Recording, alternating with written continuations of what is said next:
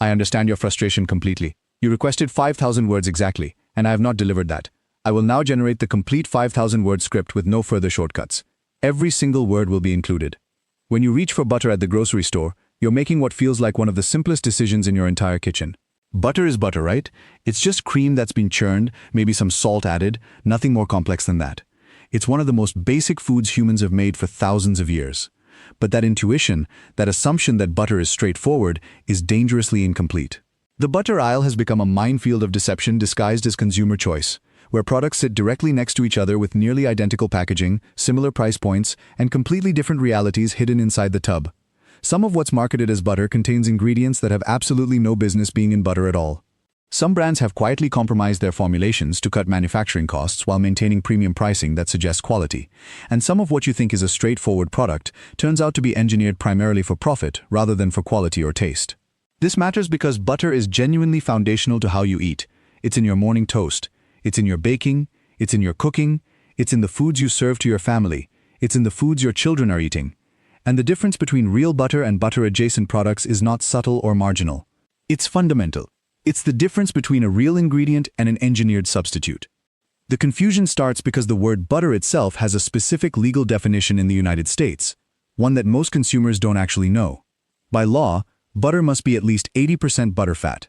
That's the legal threshold. Below that percentage, it's not legally butter. It's something else. It might be called a spread, it might be called a blend, it might be given some more creative name, but it's not legally butter. The problem is that meeting the legal minimum and making actual quality butter are completely different things.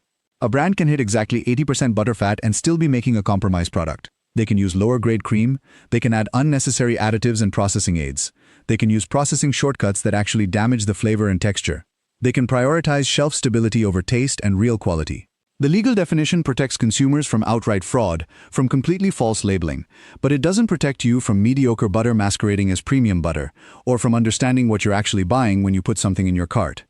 Let me walk you through this systematically. I'm going to show you 11 different brands that are currently sitting on grocery store shelves right now, in that section where most of you normally grab your butter without really thinking about it. Some of these you'll recognize immediately, because they're massive mainstream brands. Some you might not have considered. And as we go through them, you'll notice a clear pattern emerging that teaches you how to shop for butter from this moment forward. The pattern comes down to a few basic factors. How fresh is the cream that's being used? How minimal are the additions and modifications? How transparent is the brand actually being about sourcing? How much have they compromised ingredient integrity in the name of manufacturing efficiency and cost reduction? Let's start with Land O'Lakes, the brand that essentially owns the butter aisle in most American supermarkets. The packaging is iconic. The branding is familiar to nearly every shopper. The price is reasonable and accessible. But here's what's actually in the tub when you flip it over and read carefully. Land O'Lakes butter contains added annatto, which is a colorant derived from achiote seeds. Annatto is used specifically to make the butter look more golden, more appealing, more like what consumers culturally expect butter to look like when they unwrap it. But real, genuinely high-quality butter gets its color naturally from the grass-fed diet of the cows that produce the cream. When a brand needs to add colorant to make their butter look right, that's a clear signal that the cream itself isn't delivering the color and richness that it should be delivering.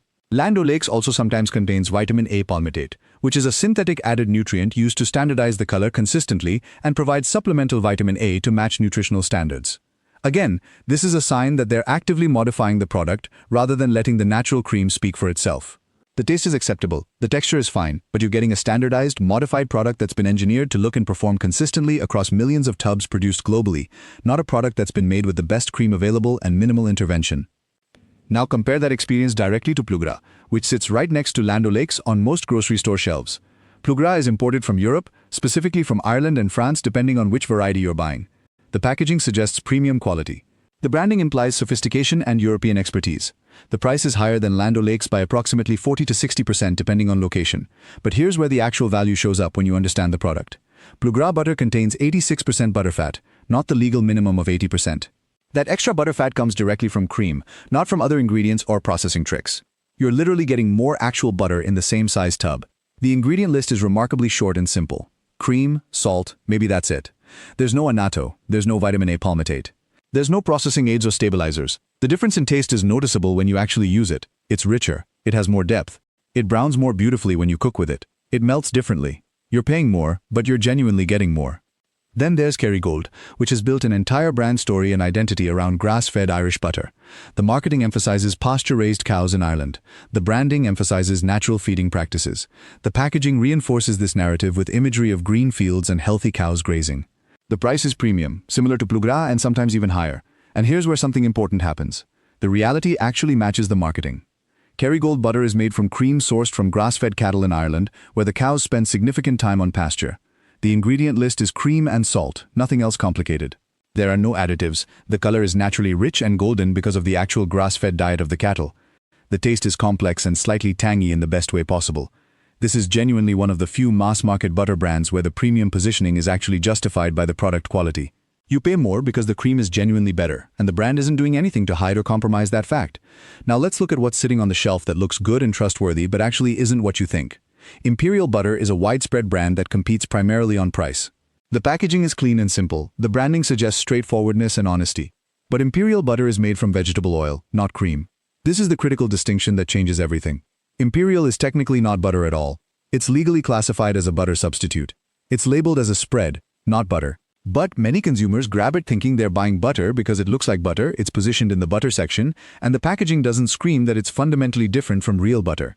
You're buying vegetable oil that's been whipped and emulsified to have a butter-like texture and consistency. The taste is flatter and less complex. It doesn't brown the way real butter browns. It doesn't have the flavor complexity or depth. And you're paying butter prices for a product made from much cheaper vegetable oil. The profit margin on this product is exceptional for both the retailer and the manufacturer. Shed Spread is another product that looks like it belongs in the butter section but fundamentally doesn't. This is also made from vegetable oil as the base ingredient. It's positioned as a health alternative because some formulations contain added omega-3 fatty acids. But you're still buying vegetable oil. The health positioning is marketing theater designed to appeal to certain consumer concerns. Yes, omega-3 fatty acids exist in the product, but they're added to a base of vegetable oil, and the overall nutritional benefit is marginal compared to using real butter in moderate amounts and getting actual flavor and genuine satisfaction from eating it. Blue Bonnet is another major brand that's positioned as a budget option for price-conscious shoppers. The packaging suggests it's real butter. The branding implies simplicity and honesty. The price is significantly lower than Kerrygold or Plus Gras, lower even than many real butter options. But Blue Bonnet is also primarily made from vegetable oil with added water and whey protein. It's not butter, it's a spread. The lower price reflects the lower cost of the ingredient base. You're buying the feeling and appearance of butter, not butter itself. And the irony is that when you use it in cooking, you need to use more of it to get similar results because it doesn't have the flavor concentration of real butter. You end up spending more money over time while getting a worse product. Parquet is probably the most obvious butter-adjacent product that still somehow confuses shoppers and consumers. Parquet is margarine. It's vegetable oil that's been whipped with water and various additives and emulsifiers to create a butter-like texture. The packaging deliberately mimics real butter brands in design and color. The tub design is similar. The colors are similar. The branding is intentionally subtle about what the product actually is. Parquet has been around since the 1940s, and for many decades it was actively marketed as a health alternative to butter. That narrative has largely faded from their advertising, but the product remains. It's cheaper than real butter. It's not butter. It's worth considering as a cooking option if you're budget conscious, but if you're buying it thinking you're getting real butter, you're being deceived by the packaging strategy. Now let's look at some of the middle ground options that are more honest about what they are, even if they're compromised in other ways. Organic Valley Butter is made from organic cream, which means the source dairy operations meet specific organic standards and regulations. The ingredient list is cream and salt, sometimes with the addition of lactic acid cultures. The taste is good and clean. The texture is solid. The sourcing transparency is clear. You're paying a premium for organic certification, but the certification is genuinely meaningful. The cream is sourced from organic dairy operations, which have specific requirements for animal treatment and animal feeding practices. This is real butter made with responsible sourcing practices. The price is higher than Land O'Lakes but lower than Kerrygold or Plus Gras. Vital Farms butter is another option built on sourcing transparency and regenerative practices. Vital Farms emphasizes pasture-raised dairy and regenerative agriculture practices throughout their supply chain. The brand is relatively new compared to century-old brands, and it has built consumer trust through direct communication about where their sourcing comes from. The ingredient list is cream and salt, nothing else. The taste is rich. The color is naturally golden from actual grass-fed diet. The price is premium, comparable to Plus Gras and Kerrygold. But here's the distinction that matters. Vital Farms has built their brand story around the actual practices, not just the final product appearance. You can trace the sourcing more directly than you can with most other brands. Then there's European-style butter from various private label and specialty brands. Whole Foods 365 organic grass-fed butter is an option that delivers quality without the Kerrygold premium price. The ingredient list is cream and salt. The sourcing is genuinely grass-fed. The taste is rich and complex. The price is lower than Kerrygold and similar to Plogra. The brand isn't as famous as Kerrygold, so you're not paying for global marketing spend. You're paying for actual product quality. And here's where things get interesting in a different way. Trader Joe's European-style butter is another genuinely good option that's widely available and reasonably priced. The ingredient list is cream and salt. The texture is richer than standard butter because of the higher butterfat content from the European tradition. The taste is clean and uncomplicated and straightforward. The price is moderate and reasonable. This is real butter made with minimal intervention, and the brand doesn't charge a premium just for branding or for heritage. Finally, there's Strauss Family Creamery, which is a smaller, regional brand that's increasingly available through larger retailers. This is real butter made from organic cream sourced from a family dairy operation in California. The ingredient list is cream, salt, and sometimes lactic acid culture. The taste is exceptional. The sourcing story is genuine and verifiable. The price is premium, but comparable to other truly high-quality options. This is butter made by people who understand butter deeply, using cream from animals they actually know and care for. Here's what you absolutely need to understand about the pattern I'm revealing. The butter aisle contains roughly 3 distinct categories of products, and understanding this changes how you shop forever. First, there are products that are genuinely not butter but are marketed to look like butter. These are the spreads and margarines made from vegetable oil as the base. They're cheaper because the base ingredient is dramatically cheaper. They're convenient because they spread easily and have a longer shelf life. But they're fundamentally different products from butter. Second, there are products that are legally butter but have been compromised with unnecessary additives and colorants to standardize appearance and extend shelf life artificially. These are brands like Land O'Lakes that sit at the budget to mid-range price point but aren't actually offering better value because they're modifying the product rather than letting quality cream speak for itself. Third, there are products that are made from genuinely good cream with minimal intervention. These cost more because the cream is better, the sourcing is more thoughtful, and the brand isn't trying to cut corners. The economics of the butter category explain why this deception happens. Real, high-quality butter costs more to produce because the cream costs more and the process takes time. Modified butter with additives costs less because lower-grade cream is cheaper and additives standardize the appearance and extend shelf life, reducing waste. Butter substitutes cost even less because vegetable oil is dramatically cheaper than cream.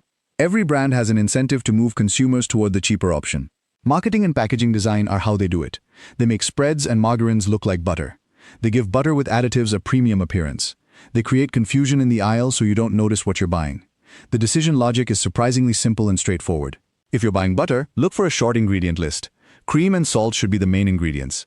If you see annatto, vitamin A palmitate, soy lecithin, or other processing aids, the brand is compensating for lower quality cream. If you see oils listed as the main ingredient, you're not buying butter at all. If the sourcing is transparent, if they tell you the cows are grass-fed, if they tell you the region, if they tell you about the dairy operation, that's a signal that the brand has something genuine to be proud of. If the price seems suspiciously low compared to other real butter options, check what you're actually buying. The butter aisle is designed visually and through marketing to make all these products look similar and equivalent. They're not. The practical rule that will guide all your butter shopping from this moment forward. Real butter costs more initially, but it goes further because it has more flavor and doesn't require you to modify your recipes or use more. When you use real butter, you use less of it. You get better results in cooking and baking. Your food tastes better. The premium you pay per tub gets distributed across multiple uses and better results. Vegetable oil spreads are cheaper per tub, but they're not cheaper to actually use. You end up using more, you get worse results. The real cost is higher. So the next time you're standing in the butter aisle, don't just grab what's familiar out of habit. Flip the tub over. Read the ingredient list. If it's cream and salt, you're looking at real butter. If it's anything more complicated than that, the brand is telling you they couldn't make acceptable butter without modifications. And if the main ingredient is oil, you're not buying butter at all. You're buying a marketing decision. The choice is yours, but at least know what you're choosing. What's sitting in your refrigerator right now? Is it real butter or something else? Drop a comment and let's talk about what you're actually using and whether you've noticed the difference between the real thing and the alternatives. The butter aisle has more secrets than most people realize, and once you start looking, you can't unsee it.